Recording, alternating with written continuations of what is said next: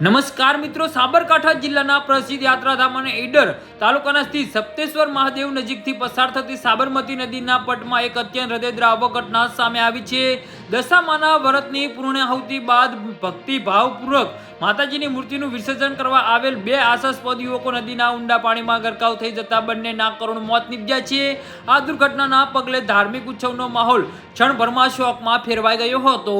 જી હા મિત્રો, અત્યારે હાલના સૌથી મોટા અને દુઃખદ સમાચાર સામે આવી રહ્યા છે। તો મિત્રો, સમાચારમાં વધુ વિગતવાર વાત કરીએ તો દશામાના વ્રતના છેલ્લા દિવસે શ્રદ્ધાળુઓ દ્વારા પ્રતિમા વિસર્જન કરવામાં આવી રહ્યું હતું। આ દરમિયાન યુવકો મૂર્તિ પધરાવવા માટે સાબરમતી નદીમાં વહેણમાં અંદર ઉતર્યા હતા અને પાણીના ઊંડાણ અને પ્રવાહનો યોગ્ય અંદાજ ન આવવાના કારણે બંને યુવકો અચાનક સંતુલન ગુમાવી બેઠા હતા અને ઊંડા ખાડામાં ખીંચાઈ જઈને ડૂબવા લાગ્યા હતા। આસપાસના લોકો બચાવવા માટે બૂમાબૂમ કરી હતી, પરંતુ નદીનું વહેણ વધુ હોવાથી બંને યુવકો ગણતરીની જ મિનિટોમાં પાણીમાં લાપતા થઈ ગયા હતા।